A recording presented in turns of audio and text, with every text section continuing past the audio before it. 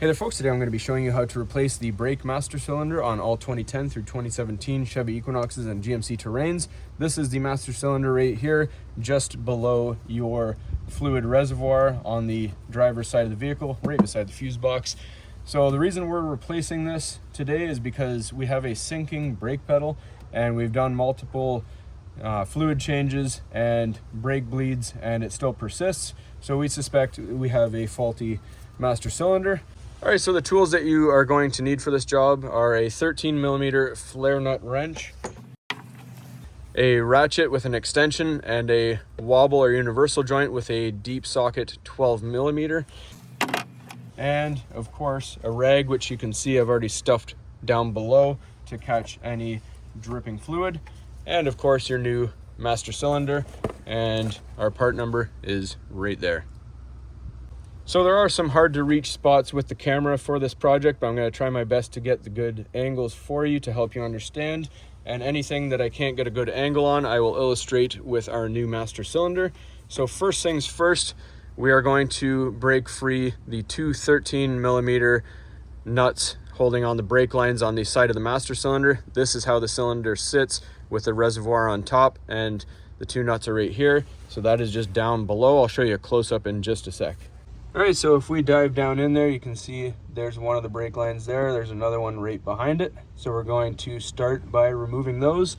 And the kit came with a couple of plugs to bench bleed. We're going to show you how to bench bleed as well to make sure there's no air in the system. We're going to use these to carry it over to make sure it doesn't leak. All right, to illustrate one more time before we get to this, the two nuts are here and here on the master cylinder towards the front. All right, so our first line is right there. We get our 13mm flare nut wrench on top of that. And I find it easier to break it free with the wrench. And then we're going to loosen it as much as we can with the wrench. And then we can proceed to take it off with our hand.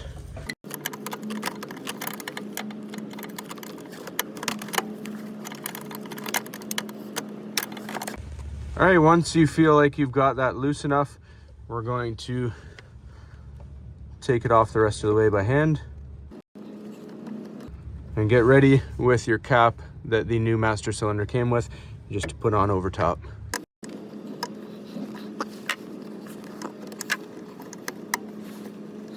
All right, so that is the front one. The back one is just right behind it. We loosen that up.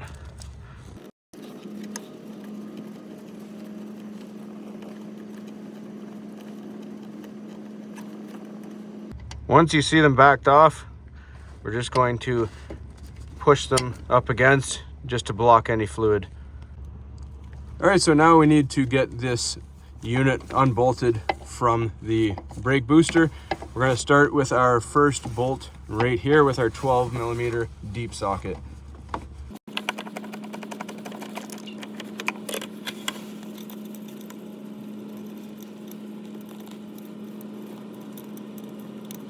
All right, so we have the nut and a lock washer that comes off. All right, so this next bolt is harder to see with the camera, so I'm going to illustrate just with our new master cylinder. So we just took off the bolt here. So if you look down at the bottom right here, which would be on the bottom side down in there, we're going to remove that one as well. All right, so you'll see where my extension is going right there. That's where we're going to be removing the nut. And if you see, I just have the extension below all these lines and harnesses right here.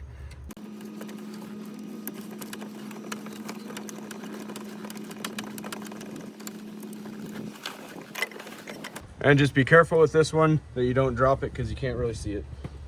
All right, you may hear a hissing noise once this comes free. That's totally normal. So just take off that nut the rest of the way with our fingers.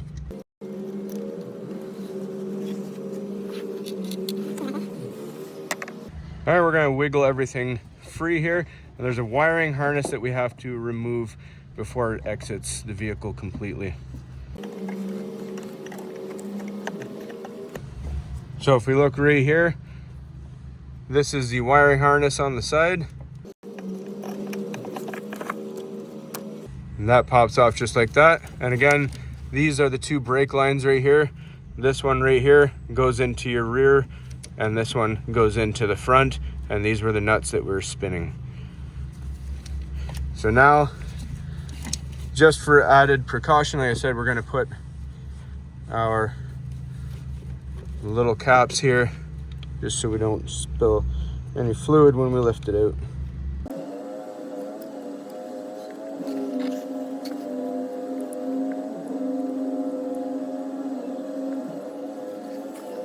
All right, so now we're just going to go under, tip it, and we're gonna wiggle it out like that.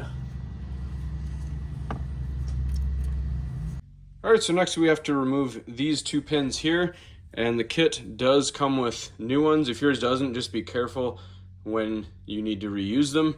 So we're going to pinch the ends here. So on one side you pinch the end and pull this through. So we'll start with our one side here. And then I'll show you on this side. All right, so all we did was pinch and push the pin through. And just have a drain bucket at the ready. All right, so we are going to pull this pin the rest of the way out. We're going to be reusing our reservoir here. So that is the old master cylinder.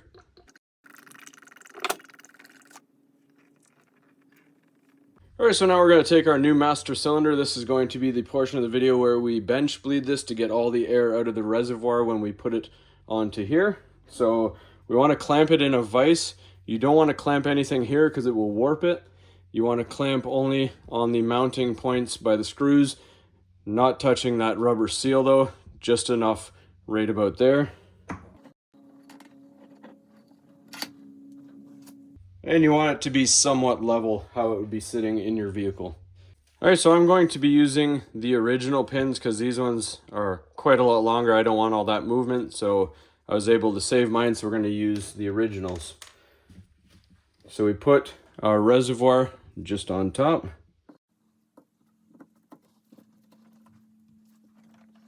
Then we get our pins in there. And then on the other side, or you may have to push and kind of squeeze them together because the new seals are going to be pretty tight.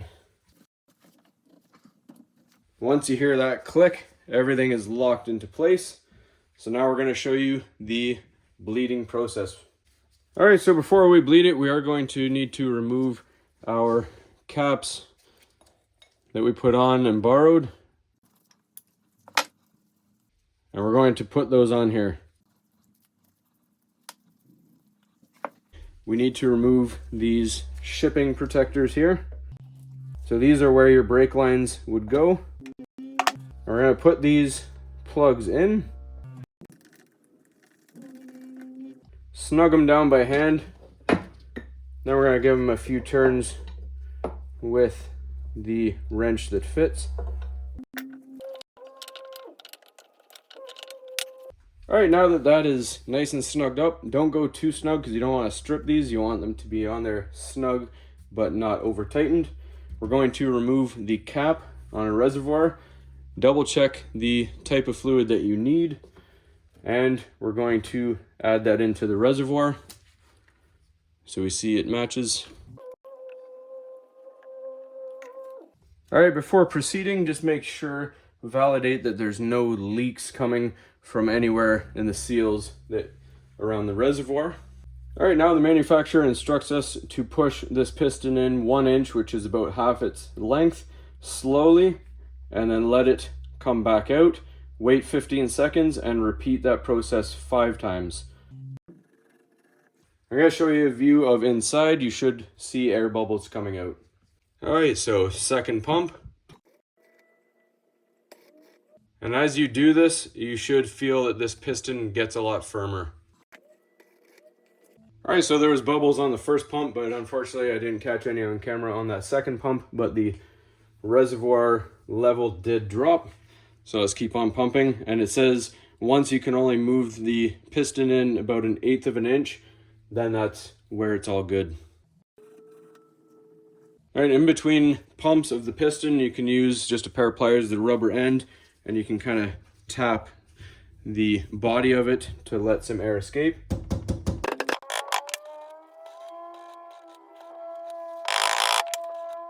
And you don't want to go too fast because it'll actually aerate and bubble up too much, and you don't want the bubbles to stay in. You want big bubbles just to slowly rise and pop.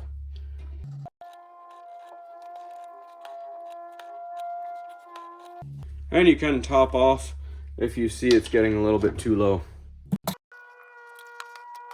Alright, so as you can see, that piston is pretty firm. We can't push that in anymore.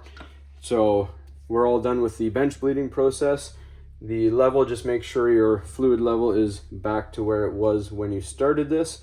Put our cap back on for safe transport, and we're going to go out to the vehicle and show you how to reattach it. All right, so now very carefully, we're going to glide this underneath the reverse of how we took it out. And I like to go ahead and reattach our wiring harness first. Make sure that we move our brake lines out of the way.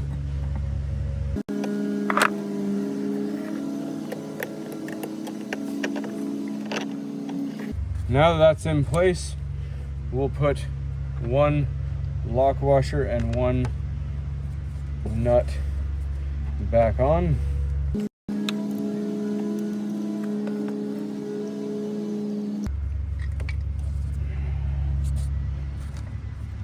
And this is why it's good to have a rag underneath, because we just dropped our nut there. And it was saved by the rag.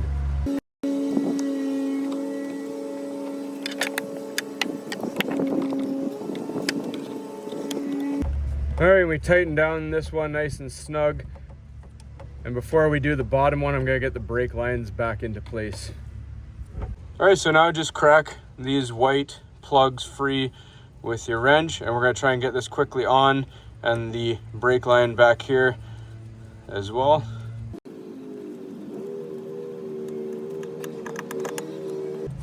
And we just start the threads.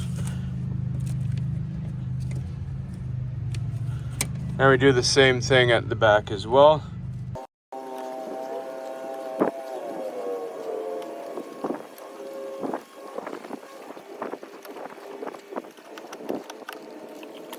All right, we just start the brake line by hand. Always start it by hand, not with a wrench, because these, if you strip them, you will have to replace the lines because the ends are flared and you won't be able to get the nut off to replace it. All right, so now feel for the other stud. You know where it is because you already got it off. Put your lock washer on and be very careful. As you saw, we almost lost the nut there. Just feel for it and go slow. And same thing, we're gonna tighten that down hand snug, and then we're gonna snug them both up equally, nice and hand tight with our 12mm. All right, so again, you're underneath all these lines here, and then we tighten it up.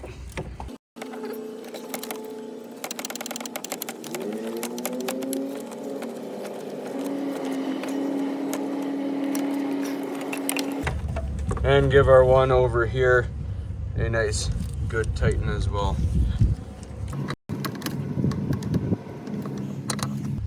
All right, now we're just gonna quickly bleed it one more time on the vehicle just to make sure that there's no air in the lines. All right, so I'm gonna do the bleeding process just of the lines up here. You don't have to do anything on the calipers for this because we got all the air out of the master cylinder piston down below over on the bench vise. Now we just need to make sure there's nothing between those ports and the lines. So we're gonna tighten it by hand all the way, and then once you feel it stop, just back it off a little bit.